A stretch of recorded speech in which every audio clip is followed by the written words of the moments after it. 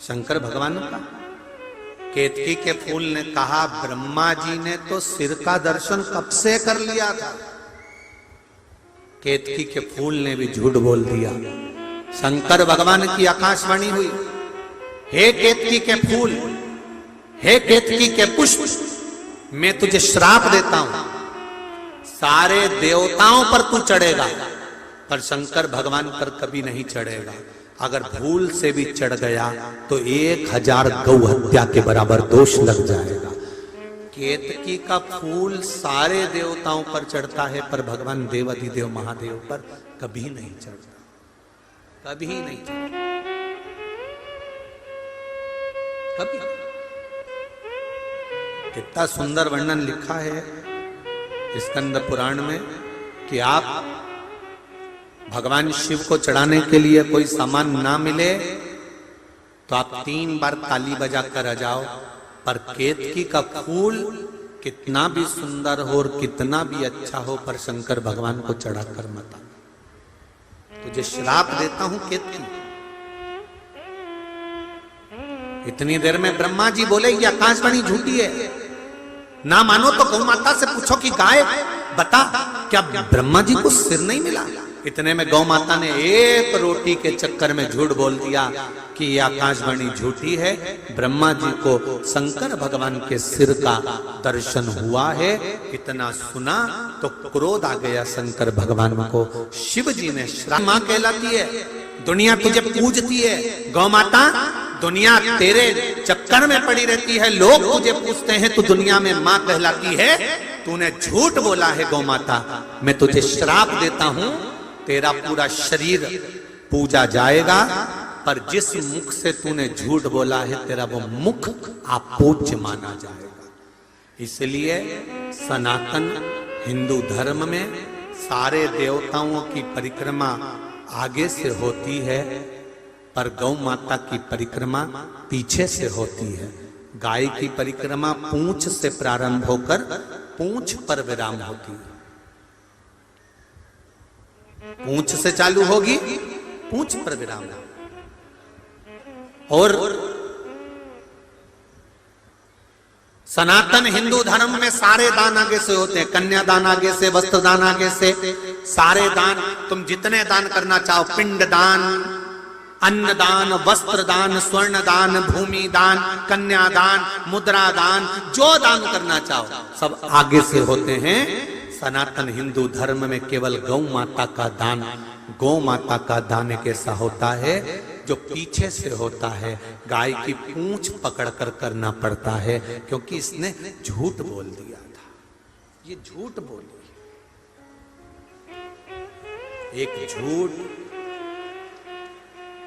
एक झूठ व्यक्ति को कहां लाकर छोड़ दिया।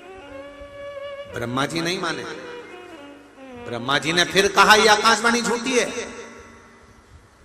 भगवान शिव को क्रोध आ गया। शंकर भगवान ने पैर के नख को तोड़ा और नख को तोड़कर फेंका।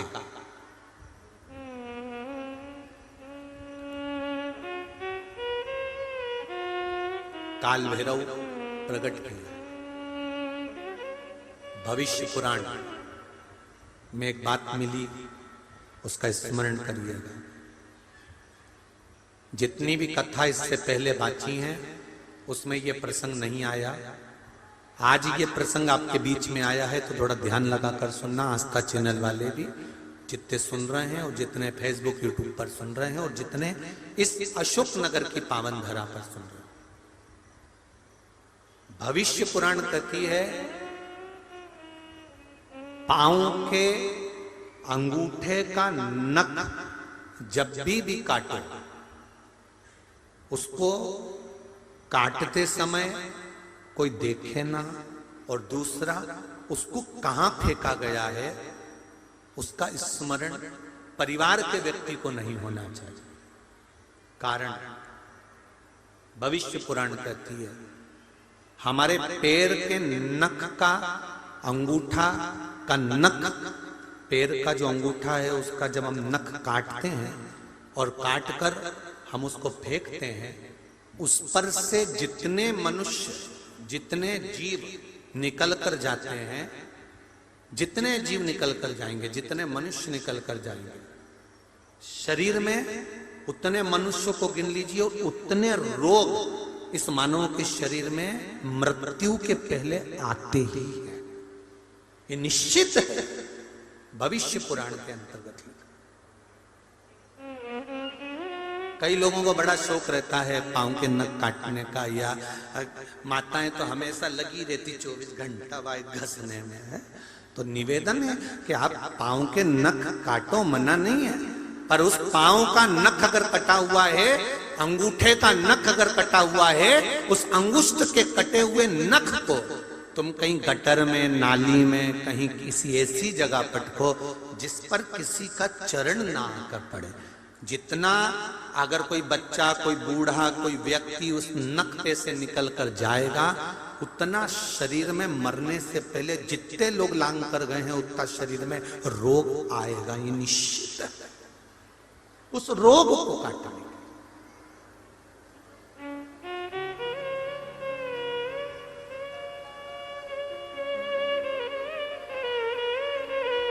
मरने से पहले, जन्म से लेकर मृत्यु तक व्यक्ति का शरीर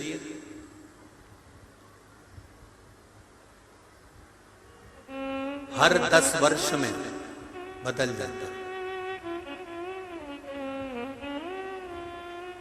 7 बार मृत्यु से पहले यह मानव का शरीर बदलता है। जब यह मानव का शरीर बदलता है तो इसके अंदर का जो निकल कर जाता है, एक मल के द्वारा, दूसरा नख के द्वारा, तीसरा केश के द्वारा, बाल के द्वारा। क्यों? गया जी में तर्पण करने जाते हैं, पिंड देने के लिए जाते हैं, हरिद्वार में पिंड देने के लिए जाते हैं, ब्रह्म कपाली करने के लिए बद्रीनारायण जाते हैं, या घर में कोई चले जाता है तो कहा जाता है बाल देना पड़ेगा। आखिर कारण क्या है? इस केश में, इस बाल में ऐसा है क्या?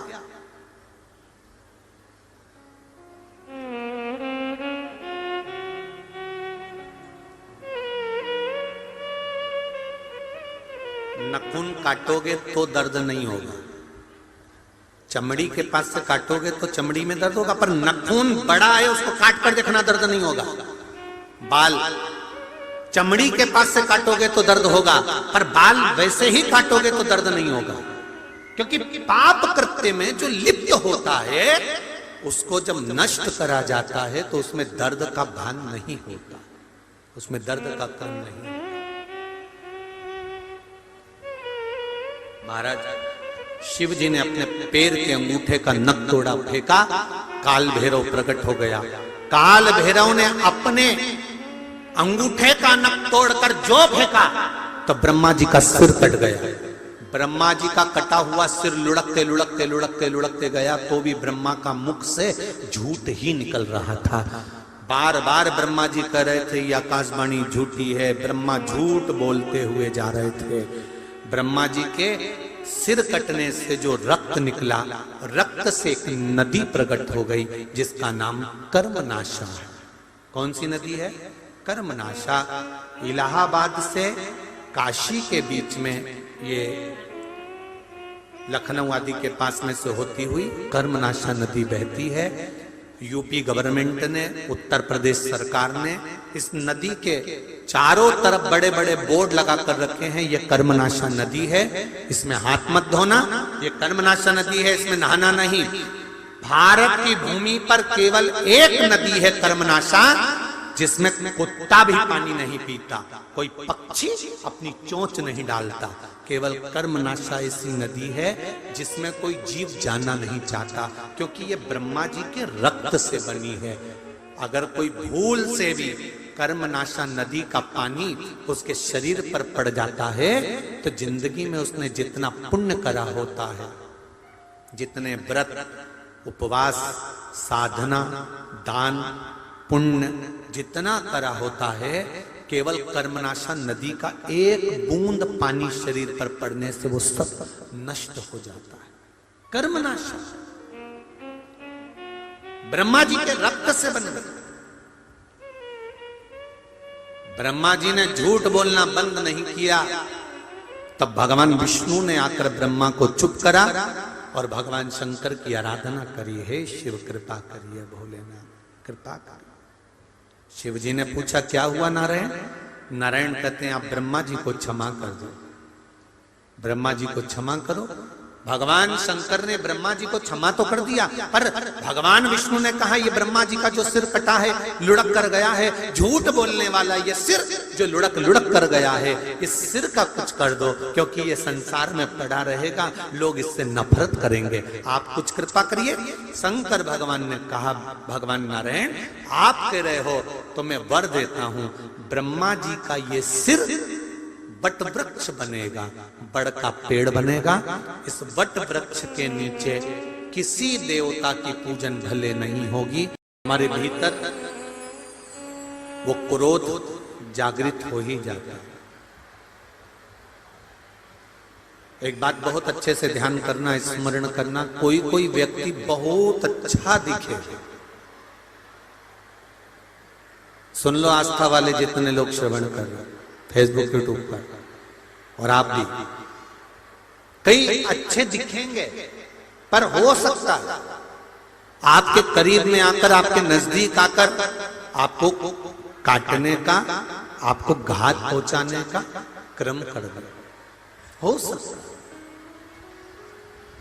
कारण शिव पुराण कहती है वो अच्छा है, उसका व्यवहार अच्छा है, उसका नेचर अच्छा है, सब कुछ ठीक है, पर जो पूर्व समय में लोमड़ी बना था, पूर्व समय में वो लोमड़ी बनकर उसने जो चालाकी कर कर कहीं ना कहीं किसी ना किसी रूप में घात पहुंचाया था, वो लोमड़ी का थोड़ा ना थोड़ा अंश हो सकता है उसके शरीर में रह गया, इसलिए वो आपको भी कहीं ना कहीं घात पहुंचा।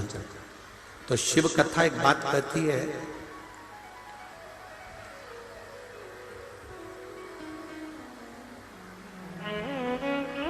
भरोसा सब पर करो, शिव महापुराण,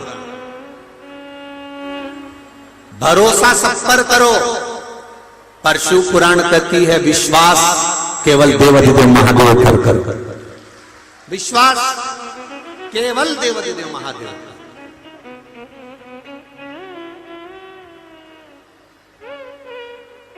वो जीवन बीमा निगम वाले कहते हैं, और बीमा करने आते हैं तो बोलते हैं जीवन के साथ भी और जीवन के बाद भी, पर सही मायने में देखा जाए तो शंकर जी के सिवाय कोई ना तो जीवन के साथ है और ना जीवन के बाद है। मरने के बाद पूरा परिवार तुमको शमशान में छोड़कर आ जाएगा, अकेले चिता पर हड्डियां चटर चटर कर रही होगी और आग लग रही होगी, कोई बचाने वाला नहीं आएगा, कोई।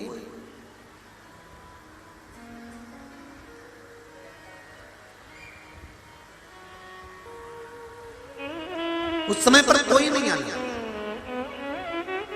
जैसे तुम्हारे जीवन के साथ में मेरा देव अधिदेव महादेव चल रहा है, तुम्हारे संपूर्ण जीवन के सुख दुख में देव अधिदेव महादेव चल रहा है, वैसे ही तुम्हारे मृत्यु के बाद भी मेरा देव अधिदेव महादेव तुम्हारे साथ में अंत बिंदु तक खड़ा हुआ है, अंत बिंदु।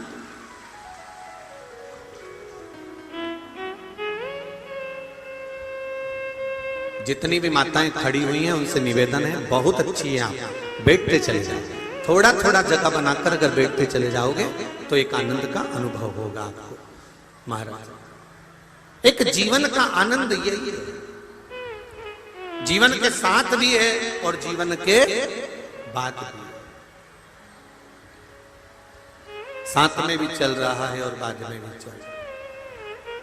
अंत समय प्रभु आना पड़ेगा, वचन दिया को खाना पड़ेगा।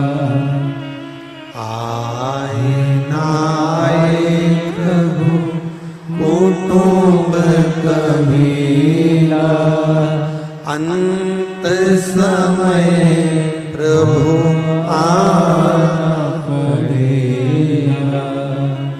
चाहे कोई आए ना आए, अंत समय तेरा आना।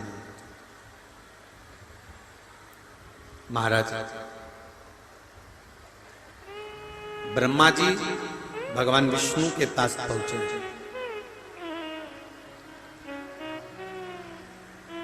और भगवान विष्णु ने ब्रह्मदेव को देखा। अचानक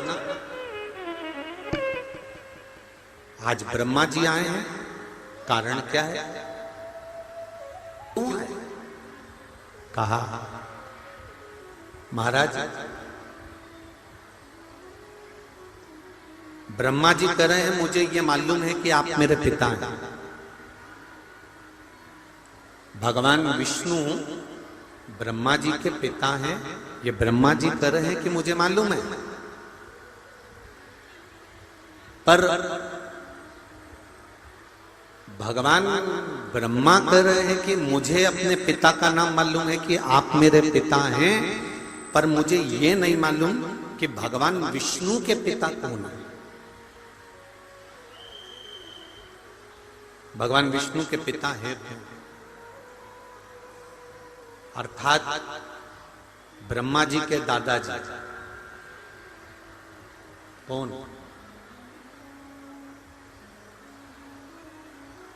आखिर है कौन? महाराज ब्रह्मा जी ने जैसे ही कहा तो भगवान विष्णु के मुख से निकल गया कि मेरे पिता देवाधिदेव महादेव हैं।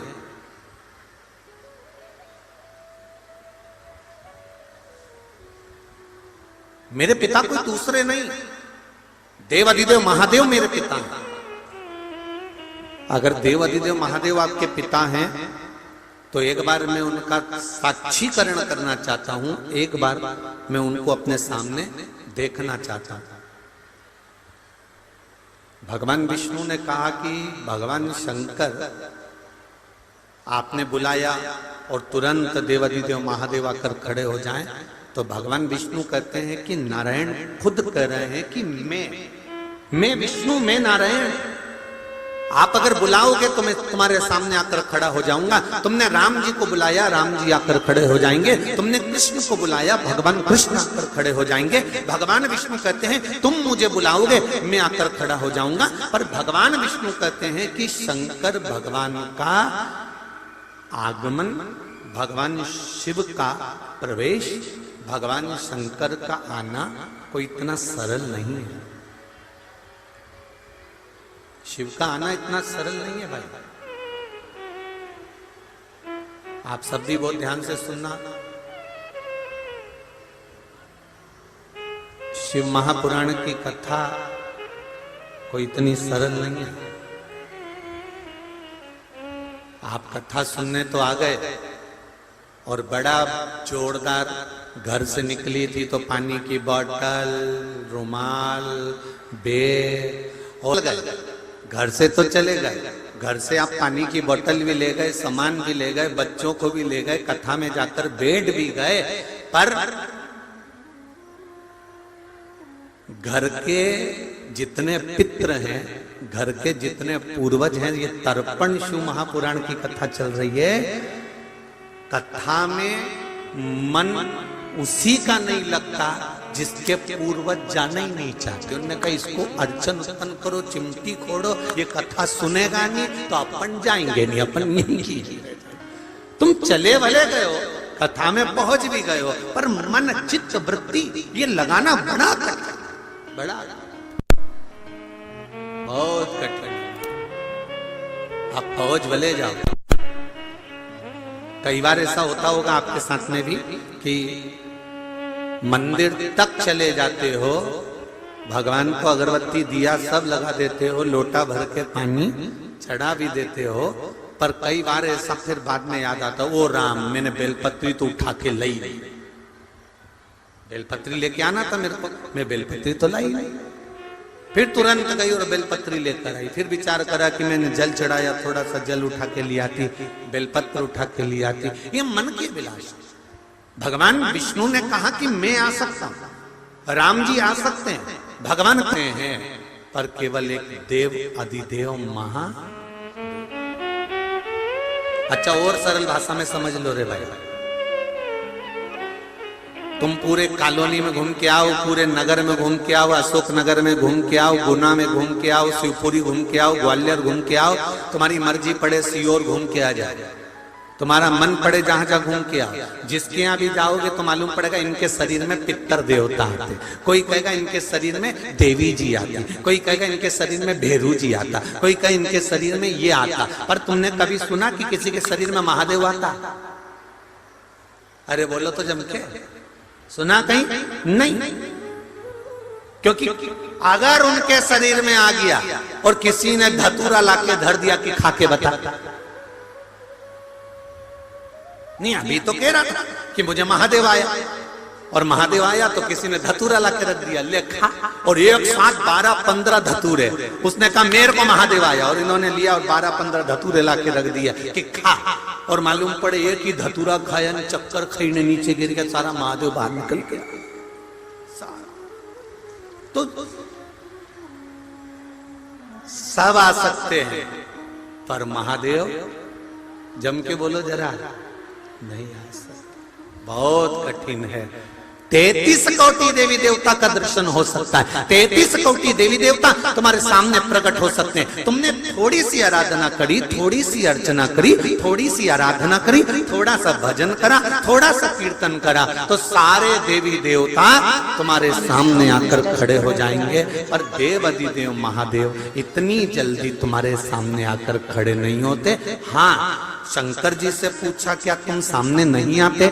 शिव जी कहते मैं सामने नहीं आता। तो फिर जगत का कल्याण कैसे करते हो? शंकर भगवान बोले जो दिल से हृदय से मुझे चाहता है और मुझ पर एक लोटा जल समर्पित करता है, शिव जी कहते हैं मुझे आने की जरूरत नहीं पड़ती, मैं गण भेज देता हूं और उसका कल्याण कर देता हूं, मुझे नहीं आना, मैं क्यों आऊं? किस लिए? महाराज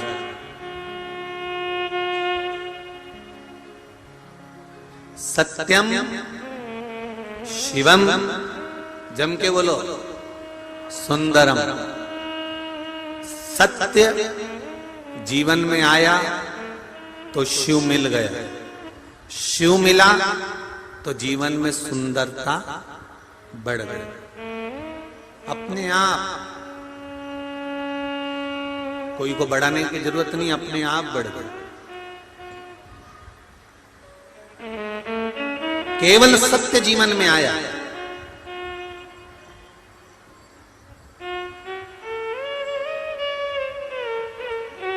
शिव कथा कह रहे हैं, ब्रह्मा जी ने कहा मुझे आपके पिताजी भगवान शंकर को देखना, मुझे शिव को देखना, देवाधिदेव महादेव को देखना।